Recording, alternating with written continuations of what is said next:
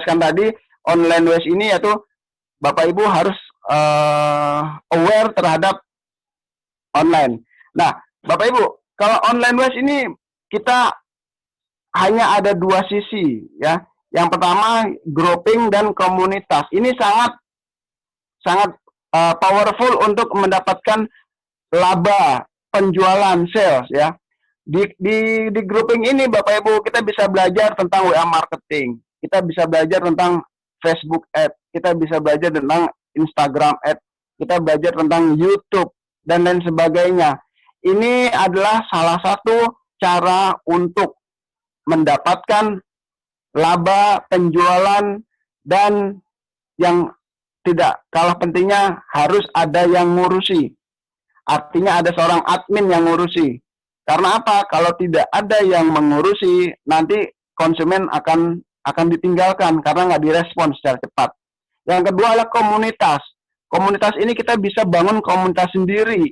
Kita bisa ikut komunitas yang ada. Artinya apa? Artinya produk kita akan semakin dikenal, akan semakin paham, orang tahu produk yang kita jual dan kita tawarkan. Itu Bapak Ibu semua. Nah, sini menarik yaitu tentang apa sih biasanya yang reseller dapatkan gitu loh Bapak Ibu. Yang reseller dapatkan dari produk yang kita jual. Nah, sekarang ini sudah banyak sekali bonus-bonus yang berupa referral. Ya, referral ngajak orang dapat bonus-bonus di depan. Ya, Bapak Ibu bisa menjual produk saya kasih bonus. Bapak Ibu bisa ngajak orang belanja produk saya kasih bonus. Itu adalah bonus-bonus referral Bapak Ibu. Nah, bonus referral ini adalah untuk mengikat agar reseller betah, agar reseller mau selalu memasarkan produk kita. Sehabis bonus referral kita juga bisa bonus selisih harga, ya. Harga modal contohnya misalnya 100.000, kita jual 125.000, berarti beliau mendapatkan selisih harga 25.000. Ini juga menjadi tolak ukur. Reseller dapatnya berapa? Karena reseller itu biasanya berpikirnya apa? Apa yang aku dapat gitu.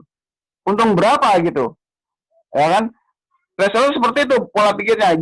Dia hanya dapatnya berapa nih jual produk ini? Nah, karena reseller konsumen itu ada dua, yaitu user dan reseller. Lalu ada juga bonus ikut pelatihan Bapak Ibu. Jangan lupa reseller kita ikuti pelatihan online. Dia akan senang gitu loh. Ada pelatihan ini, ikut kirim mereka untuk ikut atau kasih dia bonus-bonus e-book ya. Banyak sekali e-book ya di internet, kasih bonus untuk belajar. Lalu ada juga pembinaan. Pembinaan ini artinya bisa kita kasih training ya, kasih workshop dan lain sebagainya. Nah, bonus-bonus seperti inilah yang membuat reseller betah dan loyal terhadap produk-produk kita, sehingga mereka semakin lama semakin meningkat ilmunya, meningkat pula income-nya. Bayangkan Bapak Ibu punya reseller cuma suruh jualan lagi, tidak diajarkan, tidak dikasih bonus, tidak dilatih, orang pasti akan cepat pergi gitu loh. Tapi kalau ini sudah kita ajarkan dan kita beri, mudah-mudahan mereka tambah loyal dan tambah militan Bapak Ibu semua. Nah, di sini ada catatan Bapak Ibu yang pernah saya lakukan, bagaimana sih mendapatkan 1 miliar pertama Bapak Ibu ya. Bagaimana mendapatkan 1 miliar pertama?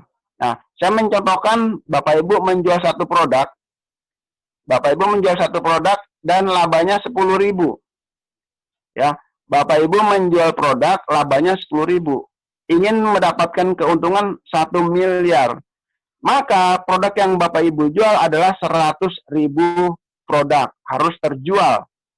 Nah, 100.000 produk itu kalau kita bagi 12 bulan, maka kita harus menjual satu bulan 8.333 produk satu bulan.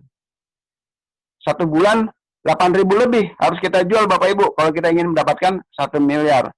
Namun kita bagi lagi 8.300 sekian, kalau kita bagi 31 hari, itu ada angka 269 produk satu hari. Satu hari kita harus bisa menjual 269 produk. Nah, seandainya kita punya 3 orang reseller Bapak Ibu, dari 269 produk itu, kita hanya butuh 90 produk satu hari dari satu reseller. Ini kita cuman punya 3 reseller. Bayangkan kalau Bapak Ibu punya 5, 6, sampai 10 reseller, maka produk yang terjual akan semakin sedikit. Ini hitungan-hitungan bagaimana kita mendapatkan 1 miliar pertama dari 3 orang reseller yang pernah saya share di grup Bapak Ibu semua. Inilah cara-caranya. Semakin banyak reseller, maka semakin cepat sukses. Semakin banyak reseller, semakin banyak juga untung. Gitu. Next Pak Ari. Nah ini Bapak Ibu, kelemahan dari UKM kita biasanya adalah tentang sektor keuangan. Bisa Anda bayangkan, inti dari usaha itu adalah cash flow, Bapak Ibu semua. Nah, untuk mengetahui usaha Anda itu untung atau rugi, kalau orang yang sudah profesional, tentu ada bagian bidang-bidangnya sendiri. Tapi ini saya lebih concern terhadap UKM. UKM itu biasanya masalah keuangan tidak tercatat. Menurut mereka dapat uang banyak, untungnya gede. Padahal belum tentu, gitu loh. Menurut mereka uangnya sedikit, rugi. Belum tentu juga, karena tidak tercatat. Nah, saya membuat sebuah konsep sederhana bagaimana Bapak Ibu yang saat ini mungkin tidak tercatat keuangannya, maka ini bisa digunakan. Yang pertama adalah modal. Nah, modal Bapak Ibu, contohnya modal 100.000. Ya. Terus harga jual 150.000. Berarti Bapak Ibu mempunyai selisih 50.000. Untungnya 50.000. Nah, dari selisih itulah 50.000 itu diambil, disimpan.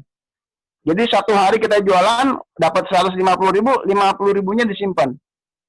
100-nya itu kembali lagi untuk belanja. Nah, selisih yang ditabung 50.000 itu bisa untuk nambah modal 10%, ditabung 30%, dan lain-lainnya sisanya.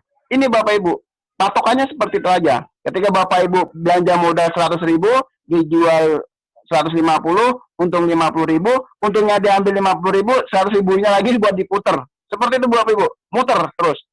Ini adalah sistem simple cash flow tanpa laporan keuangan, pembukuan. Jadi sesimpel itu, ya.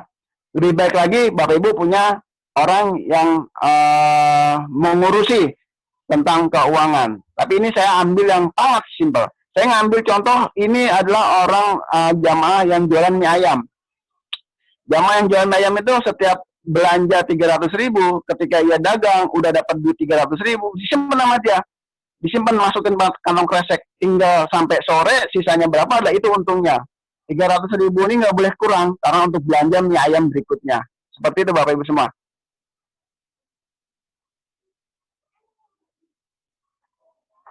Oke Bapak Ibu, saya akan menjelaskan. Ada 6 level pengusaha.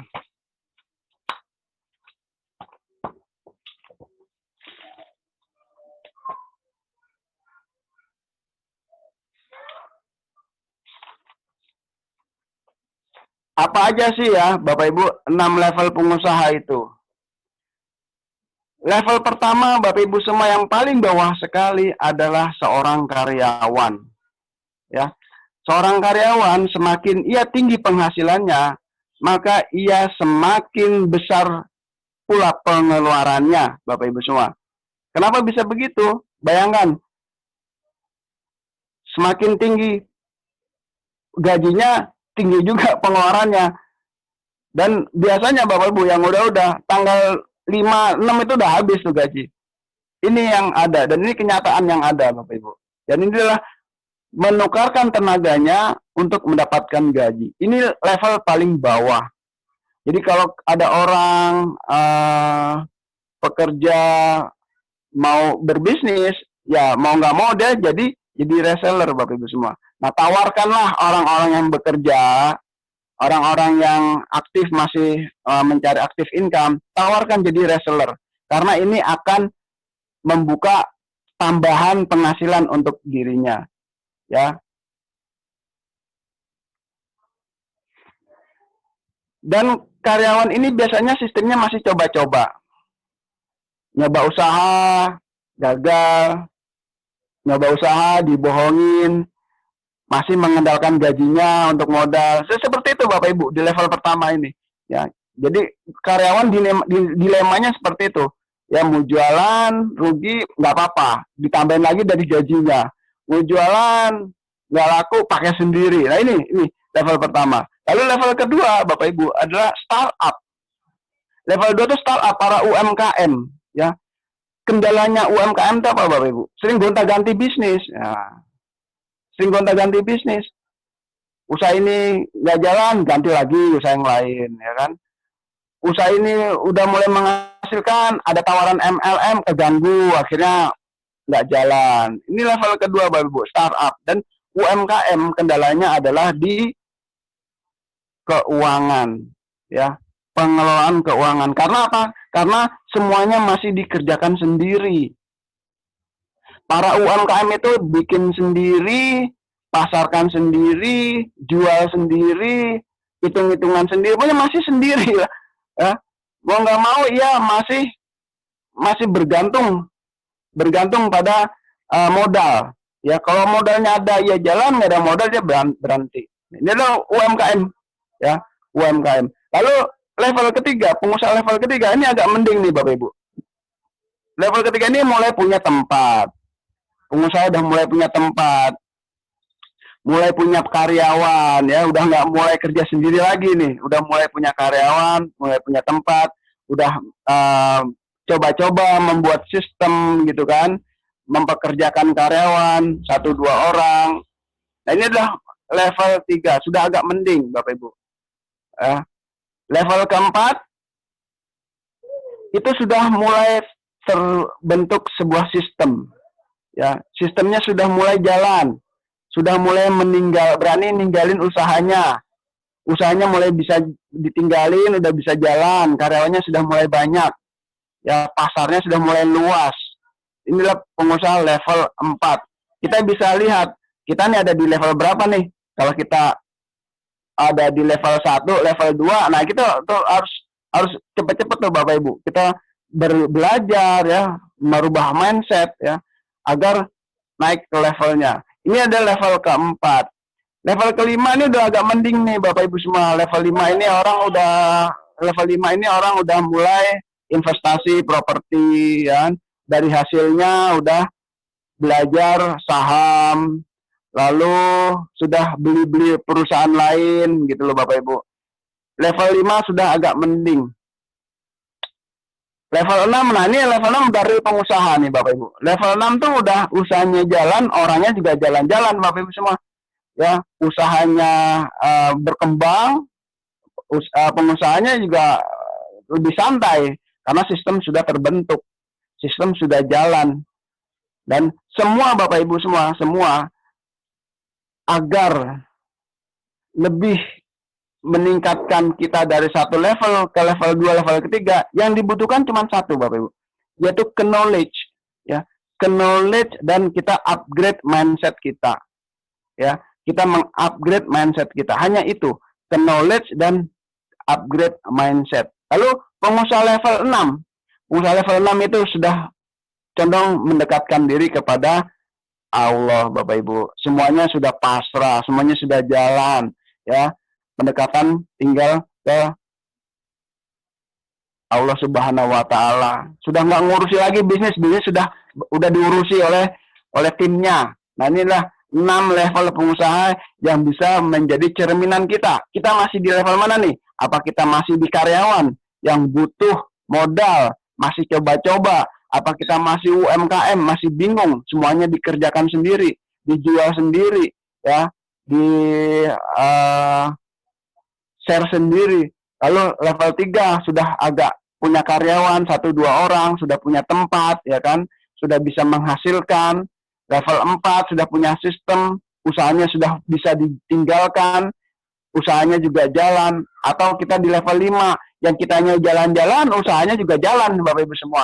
Atau kita udah di level 6 yang udah nggak ngurusin itu, yang urusannya udah ibadah aja udah, tapi semakin kaya gitu Bapak Ibu semua. ini Bapak Ibu semua yang hari ini sore ini bisa saya share. Uh, Mudah-mudahan apa yang saya sampaikan bermanfaat.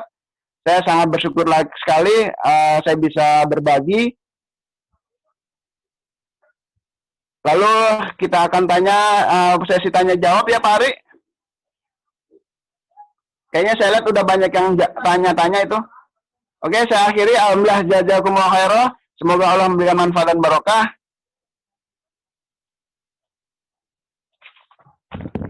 Ada sesi tanya jawab, Ari?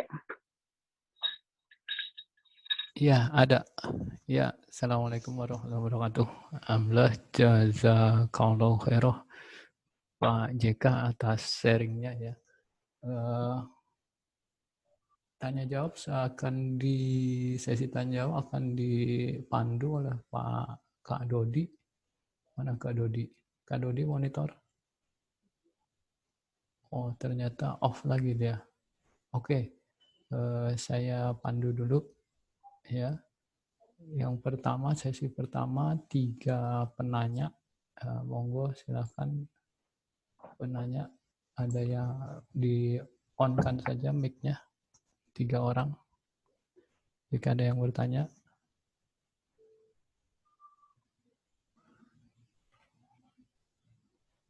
Halo, Pak Heri ya? Heri Pujianto, angkat tangan tadi ya.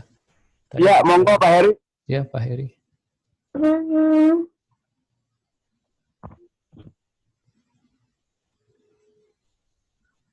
Yang lain? Pak Heri. Mungkin tadi masih mute. Coba bisa masih mute ya? Oke. Assalamualaikum warahmatullahi wabarakatuh. Waalaikumsalam. Warahmatullahi wabarakatuh. Selamat semangat pagi Mas JK, Pak Ari dan teman yang lain. Saya ada 2 hal yang saya sampaikan ya. Yang pertama pertanyaan. Tadi dikatakan ada referral ya. Bagi saya masih agak tanda tanya ya, referral itu kan bonus karena ngajak orang ya. Itu apakah memang diperbolehkan? Karena kan itu ngajak orang untuk bergabung menjadi reseller, bukan untuk berjualan. Itu boleh atau tidak, saya masih tanya itu. Terus yang kedua, Mas Ari, mungkin saya sebagai praktisi dan trader WA marketing, mungkin suatu saat saya bisa bantu Mas sharing untuk WA marketing, mungkin begitu. Insya Allah itu aja dulu Mas Ari, Mas JK. Alhamdulillah, jazakumullah khairan. Wassalamualaikum warahmatullahi wabarakatuh. Oh, silakan Pak JK. Selanjutnya 2 orang lagi kalau ada yang mau bertanya. Saya jawab dulu ya Pak Ari ya. Oh ya, boleh. Gini Bapak, referral itu memang lagi banyak digunakan ya. Referral itu banyak cara. Yang saya sarankan, kalau kita pribadi ingin agar bisnis kita bisa direferalkan ya. Kalau bisnis saya pertama harus ada paket nih Bapak Ibu, ada paket. Jadi ketika orang gabung jadi reseller kita, itu ada paket namanya akad salam. Akad salam itu apa? Akad salam itu misalnya reseller itu penjualannya belum sampai 1000 ya. Mas, misalnya penjualannya baru sampai 100-200 piece. Dia bisa membeli dengan akad salam itu 1000 piece dengan harga murah, namun pengirimannya nggak 1000, pengirimannya sesuai dengan kemampuannya dia gitu. Dia bayar ke kita 1000 bungkus ya dengan harga yang sudah sepakat, namun pengirimannya bisa 100 sesuai kemampuannya dia. Misalnya belanjanya baru mampu 100-200 bungkus, ya udah dikirim gitu. Jadi kita mendapatkan fee referralnya dari pembayarannya dia yang cash sebanyak 1000 bungkus itu. Dan untuk member referral card-nya tuh bisa kita include-kan biasanya tuh berupa kartu member atau kaos atau toolkit. Nah, dari situ itu kita libatkan di situ. Jadi membernya di samping dapat produk, dapat alat, juga dapat harga bagus. nggak cuma sekedar get member, bayar segini udah selesai gitu. Seperti itu Bapak Ibu. Biasanya saya pakai akad salam, bayar di depan banyak, ngirimnya sesuai kebutuhannya dia gitu. Ini untuk reseller yang baru-baru biasanya. Gitu ya. Nah, oke. Gitu kira-kira Pak Heri ya. Terus kemudian ada beberapa pertanyaan yang ditulis di chat. Ini akan saya bacakan dua dulu. Yang pertama dari Feby Mahendra. Pertanyaannya, biasanya kendala itu kalau daftar reseller barang dan harganya sudah persaingan ketat dengan reseller lain. Nah, kira-kira solusinya seperti apa tuh Pak JK? Kalau itu banyak sekali reseller yang pengalaman saya ya Bapak Ibu. Kurang nggak apa-apa, Mirati gitu, nggak saling kurang. Pengalaman saya untuk saya tuh biasanya memilah reseller yang sudah 5 tahun, reseller yang baru 1-2 tahun sampai udah 10 tahun itu saya pilah gitu loh. Kalau yang sudah lama artinya kan sudah terjadi loyalitas. Nah, kalau yang sudah lama ini saya ngambil marginnya tuh kecil sekali gitu loh. Mereka saya kasih margin yang besar. Malah bisa sampai 80% saya kasih ke mereka. Dan agar mereka ini nanti membimbing reseller yang baru gitu loh. Mereka membina reseller yang baru. Nanti reseller yang baru saya arahkan ke reseller yang lama. Kita buat grup. Nah, nanti yang lama ini kita ajari bagaimana mentraining reseller yang baru, bagaimana cara membinanya, dan mereka bisa mengelola pemasarannya. Ketika nanti reseller yang baru ini mulai meningkat penjualannya, nah kita bisa share profit sharing. Ya, profit sharing. Nanti yang reseller yang lama juga kita turunkan lagi fee-nya. Kita tingkatkan lagi yang baru gitu loh. Seperti itu Bapak Ibu. Memang kalau perbedaan harga itu tidak dipungkiri, kita sebagai produsen lebih loyal ke reseller yang sudah lama. Kalau untuk yang baru memang biasanya agak sulit ya, agak sulit karena mereka masih butuh bimbingan. Nah, untuk membimbingnya itu kita serahkan ke reseller yang lama untuk membina reseller baru yang ngasih orderannya sedikit. Itu Pak Ari. Iya. Selanjutnya ada pertanyaan lagi ya mengenai yang di Pay Center, apakah ada list grup-grup UMKM jamaah dan bisa saling join dan saling promo ya. Jadi di Bay Center sendiri sudah ada 14 grup WA, itu insya Allah UMKM jamaah ya. Terus ada lagi satu grup Telegram yang cukup besar, di sana pesertanya itu membernya udah sampai 650 orang. Mungkin di situ, dan setiap Sabtu Minggu itu bebas iklan. Itu mungkin bisa bergabung di situ ya. Terus kemudian ada pertanyaan lagi dari Bu Uyun Kusuma ya, mengenai kalau pakai sistem konsinyasi, penentuan harga jual ke customer sebaiknya disamakan atau kita hanya sampaikan harga konsinyasinya saja gitu. Kalau konsinyasi, kalau ke konsumen user langsung, kita kasih harga jual Pak Ari. Misalnya kita ke toko ngasih harga 4.000, ke konsumen kita harga 5.000, maka harga yang kita kasih ke konsumen yang 5.000 gitu. Jangan sampai kita kasih harga reseller nanti nggak laku ntar. Jadi tetap pakai harga konsumen yang kita kasih. Oke, harga konsinyasi itu harga konsumen tapi ada fee jual untuk si tokonya itu ya. Iya betul. Oke, di sini ada 3 orang lagi yang bertanya. Kita ini Pak Anto ya, Pak Anto, Pak Buyung, dan Pak Abdullah Raufik. Monggo Pak Anto, silakan. Assalamualaikum warahmatullahi wabarakatuh. Waalaikumsalam warahmatullahi wabarakatuh. Pak JK, selamat pagi, salam semangat. Pagi. Semangat Alhamdulillah pagi. bisa join di sini ini, bisa sharing-sharing ini. Tapi mungkin karena waktu ya Pak ya, jadi saya kurang dapat ini tipsnya. Kalau judulnya kan trik dapat ribuan reseller dalam waktu cepat ya Pak ya. Betul Pak, betul. Pertanyaannya itu tipsnya bagaimana, kemudian media apa saja yang dibutuhkan, karena kalau kita menawarkan sesuatu ya bisnis atau produk itu kan kita butuh dikenal dulu ya Pak ya. Betul. Bagaimana membangun personal brand atau cara menawarkannya, cara membuat audiens itu memiliki rasa percaya kepada kita.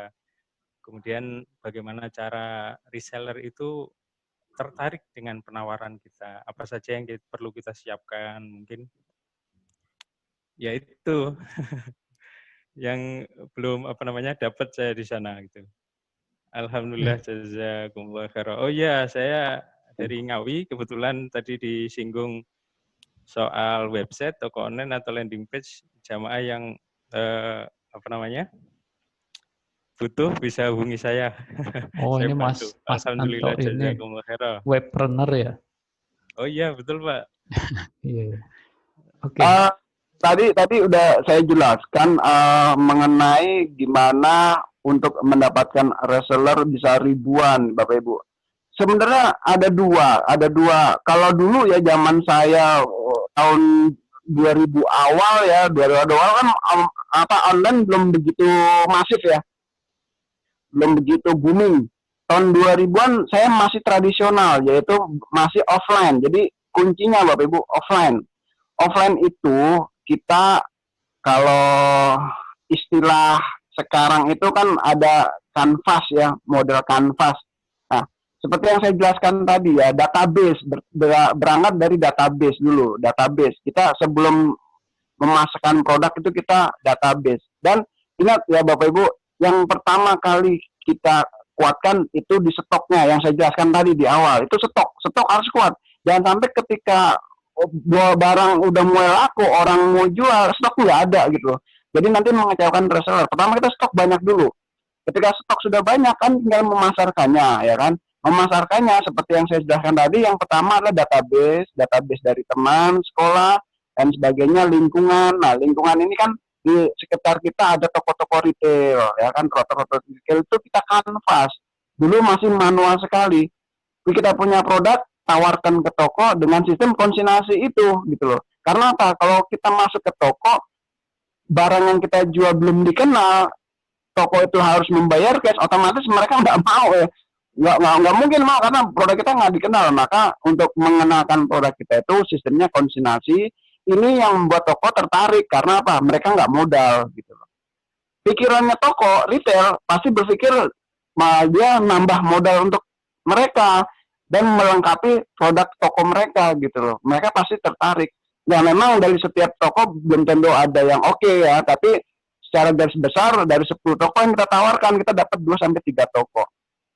Itu dengan menganvas, dengan manual ya, istilahnya tradisional kuncinya. Dan sekarang itu dengan online. Dengan online kekuatannya lebih masif lagi ya kan. Kita bisa menawarkan orang, kita punya pelatihan, kita punya produk, kita tawarkan, orang yang tertarik mendapatkan biasanya dia bonus referral, bonus selisih harga, bonus pelatihan dan lain sebagainya. Itu bikin menarik orang untuk ikut gitu loh. Dan kalau orang sudah ikut, kita buat grup sendiri, kita bina. Nah, kita bina. Nah, nanti di situ jelas marketing plan-nya, apa yang kita mau. Dan kita tawarkan saya bilang tadi ya, orang beli banyak di depan, bayarnya apa, ngirimnya sesuai dengan kemampuannya, itu juga bisa seperti itu Mas. Jadi offline dan online itu sekarang bergerak bersamaan gitu Mas, yang bisa saya jelaskan. Sebenarnya ada itunya juga, ada diagram-diagramnya, cuman karena ini online saya nggak bisa ngejelasin gitu. Biasanya saya jelaskan tuh diagram bagaimana men-stretch dapat cepat, men-stretch dapat lambat gitu. Indikator nih reseller agak lambat nih kerjanya, ini harus kita tambahkan di sininya, itu ada gitu. Ada toolsnya. Next time saya akan share ya. Oke, Bang Eka. Yang kedua, penanya kedua, Pak Buyung. Pak Buyung apa Bu Buyung ya? Silakan. Setelah itu Pak Abdul Rafiq. Pak Buyung? Pak Buyung mau lancar? Oh, kalau gitu Pak Abdul Rafiq dulu. Monggo, Pak Abdul Rafiq. Halo? Pak Abdul Rafiq monitor? Oh, enggak juga. Ini Pak Dodi udah on. Pak Dodi, monggo. Dilanjut sesi tanya jawabnya. Tadi Halo. Pak Abdul Rafiq ya? Monitor Pak Abdul Rafiq sama Pak Buyung. Kalau enggak kita buka penanya baru aja. Pak Supardi itu. Siapa? Pak Supardi? Monggo. Pak Supardi satu lagi? Nggak ada? Ya silakan. Pak Supardi.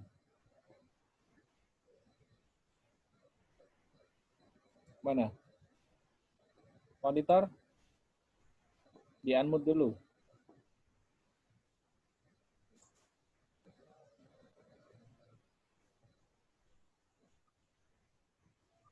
Pak Supardi.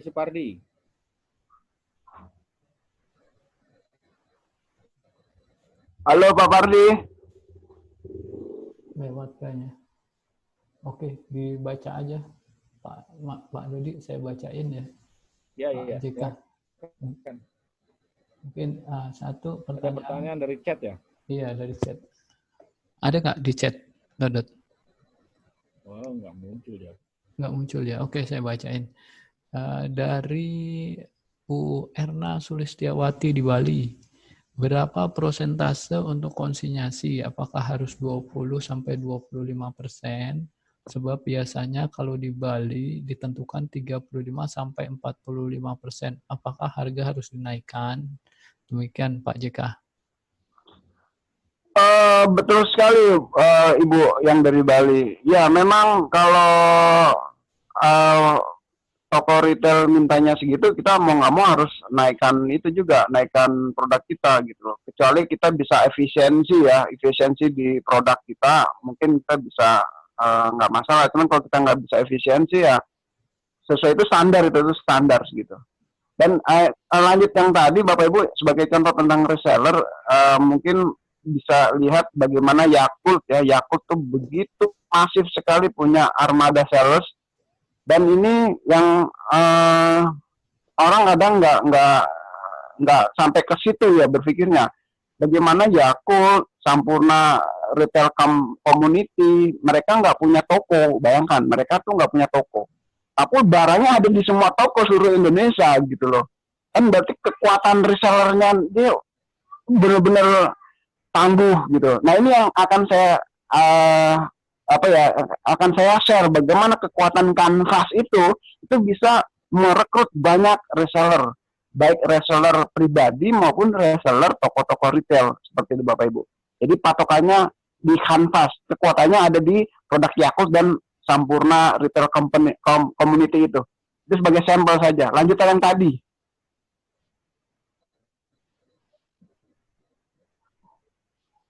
Lihat Pak Pak JK, sekarang yang 20%, 25% atau 35-45% untuk konsinyasinya itu Pak? Kalau untuk konsinyasi 20-25% Pak Ari.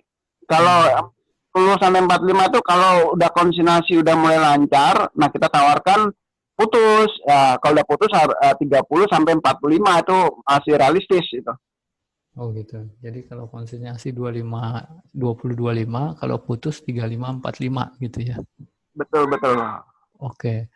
Terus kemudian, ini udah terjawab nih. Pertanyaan dari Pradika Ulianto, apakah ada best practice terkait harga ke reseller dan konsumen? Misalnya kalau ke reseller ambil margin sekian persen, kalau ke konsumen berapa persen gitu. Berarti yang tadi Pak ya, yang 20% sampai 25% ya untuk reseller ya? Iya. Kalau untuk ke konsumen itu kan biasanya user Pak. Ya kita harga jualnya itu ya? Harga jual yang kita tawarkan.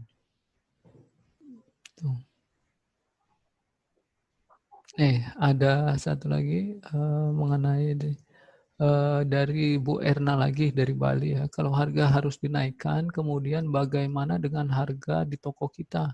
Sama-sama dinaikkan atau bagaimana biasanya? Nggak perlu Bu Erna, kalau dari harga produsen udah naik, kita jangan ikut naik yang di toko, karena kalau yang di toko naik jadi lebih mahal. Dampaknya produk tersebut jadi slow moving, jadi lambat ya. Karena kalau udah slow moving malah nanti akan jadi stuck dia condong ke stuck. Tapi kalau produk itu udah fast moving, dia akan semakin cepat. Nah, indikator fast moving itu kenaikannya nggak perlu ada kenaikan malah ya kalau dijual. Tapi kalau kita seorang produsen, kita nurunin margin, nggak apa-apa nurunin margin. Jadi kalau di toko kita lebih murah gitu daripada di harga reseller gitu Pak ya? Iya, bisa. Itu lebih baik ya? Oke. Betul, Pak. Terus ada pertanyaan lagi dari Wahyu Prawiro, Pak Wahyu Prawiro. Apakah persaingan harga lebih mudah untuk bisa masuk sebagai pendatang baru itu diperlukan? Oh, persaingan harga lebih murah. Ya, kita sebagai pendatang baru, apakah perlu strategi harga lebih murah daripada pesaing yang sudah ada gitu, Pak? Kalau untuk pendatang baru, harga lebih murah itu nggak lama, Pak. Kita sudah kebaca oleh pemain yang ada. Kita ngasih harga baru, paling nanti beberapa bulan kita naikkan sama yang pemain lama. Kalau saya lebih condong jangan berdarah-darah di harga, tapi kita ngasih value lebih gitu loh. Harga mungkin lebih sama, tapi mungkin kita lebihin packingnya lebih besar ya, atau ada bonus-bonus lainnya gitu loh. Kalau saya biasanya seperti itu. Kalau main di harga lebih murah, malah nggak itu apa ya? Kurang menguntungkan ya? Nggak menguntungkan. Lebih baik harganya sama, ada value lebih. Oke, contohnya value itu apa Pak? Yang bisa kita kasih value lebih? Contohnya seperti ini ya, teh kotak. Teh kotak itu banyak kan pesaingnya, ada bandulan, ada teh pucuk. Tapi teh kotak memberi value isinya lebih besar. Harga sama tuh sama teh pucuk, tapi dia lebih besar 250 mili. Sedangkan teh pucuk cuma 220 atau 210 tuh. Ya itu jadi lebih gede. Jadi orang Indonesia tuh kadang lihat banyak untungnya, harganya murah gitu. Nah, seperti itu. Jadi harga sama, tapi kita ngasih value lebih. Ya, bisa juga dengan apa? Value-nya dari rasanya lebih enak gitu misalkan. Betul. Oke. Kemudian ada pertanyaan dari Mas Anto lagi. Mohon tipsnya untuk manajemen harga untuk reseller dengan tambahan biaya ongkir, Pak. Untuk biaya ongkir Bapak Ibu, kalau misalnya kita main di online ya, main di online itu Bapak Ibu harus punya list ongkir. Ini kadang banyak orang ya UKM tuh ketika ada orderan mereka nggak tahu ongkir, asal nebak aja gitu loh. Akhirnya kejeblos di ongkir yang mahal gitu.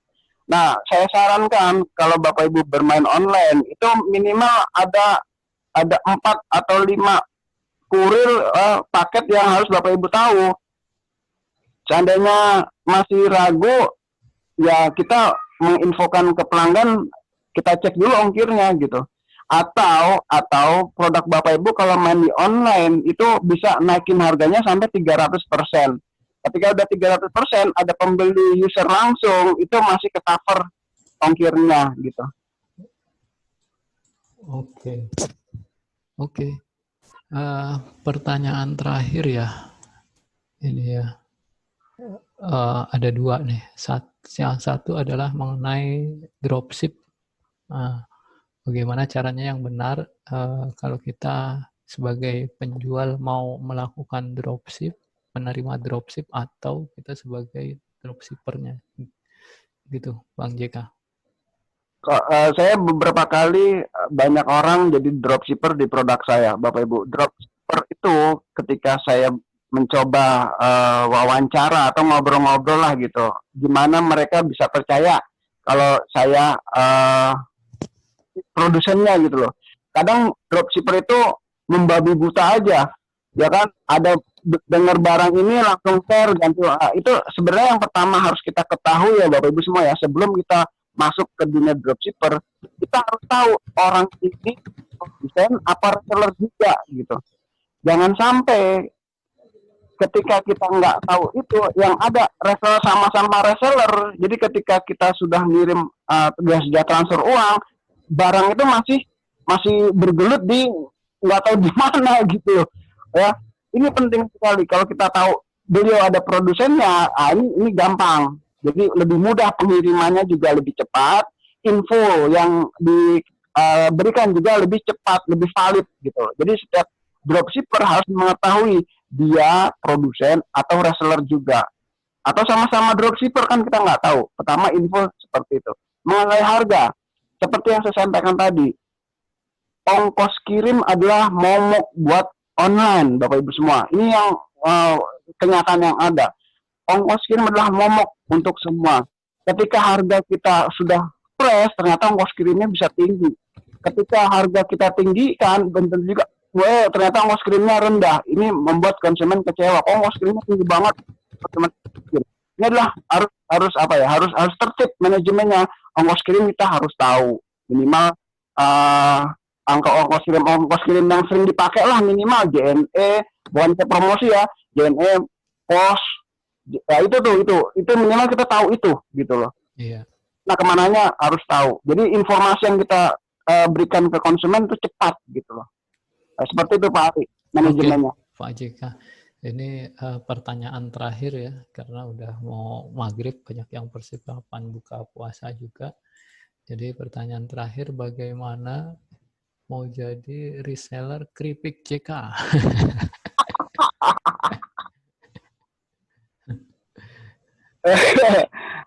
Mau jadi reseller keripik saya, Bapak Ibu hubungi saya aja ya. Nanti di situ akan ada pembinaan Bapak Ibu ya.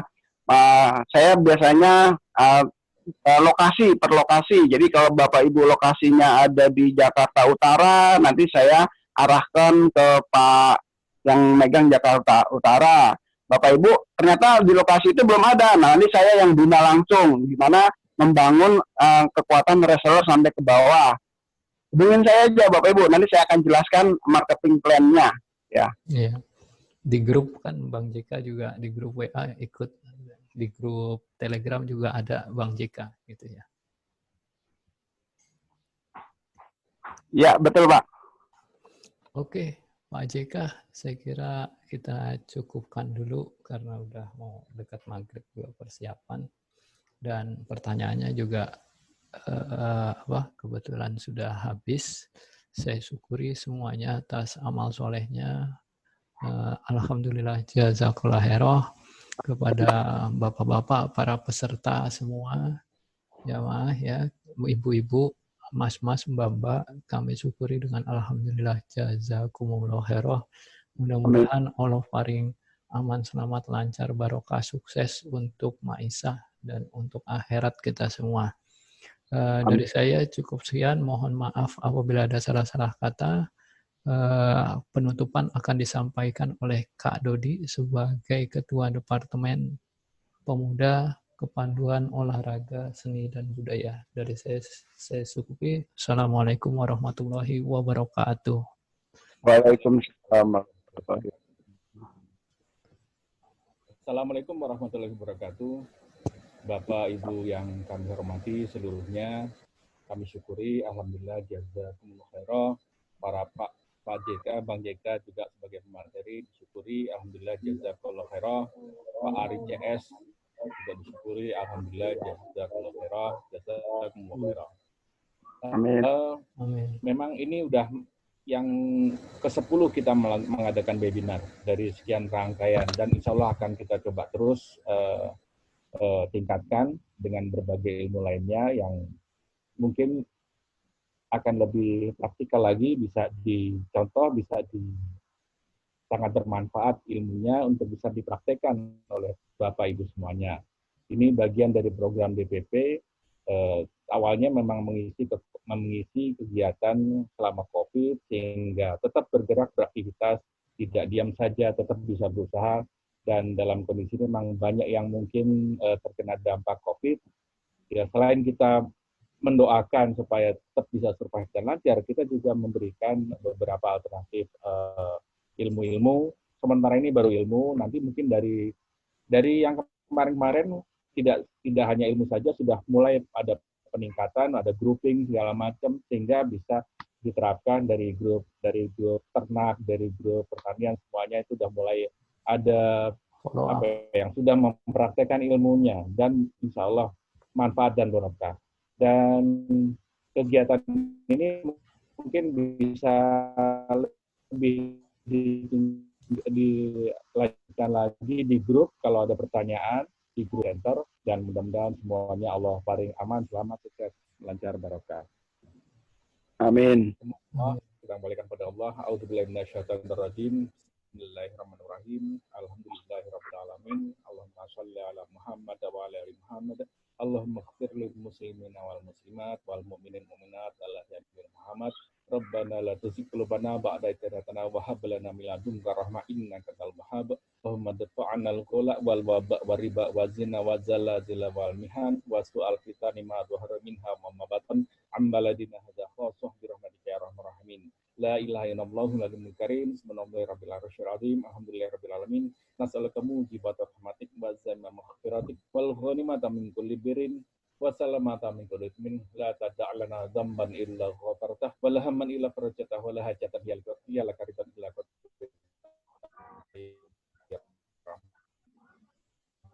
amin. Allahumma ya mudabbir dabbir ya muyassir yasir ya musahil salam nabur nabha. Allahumma la sala ila majal salam man rada jelasna barik lana fi ma batana barik lana fi ma razaqtana. Ya Allah, mudah-mudahan semua seluruh jamaah yang ingin jadi peserta, yang terlibat dan berpartisipasi dalam kegiatan ini diberikan kekuatan, kesehatan, kebarokahan, sukses usahanya, bisa survive dalam era COVID ini, dan memasuki new era dengan banyak ilham yang barokah, bisa mendapatkan maisha yang barokah, rezeki yang banyak berlimpah barokah. Barokah kanggo ibadah pada Allah, lancar barokah, sehingga semuanya bisa sekolah yang manfaat dan barokah bagi dirinya dan keluarganya. Allahumma rabbana atina fid dunya hasanah wa fil akhirati hasanah wa qina adzabannar. Allahumma shalli ala Muhammad wa ala ali Muhammad walhamdulillahirabbil alamin. Sekian dari saya. Assalamualaikum warahmatullahi wabarakatuh.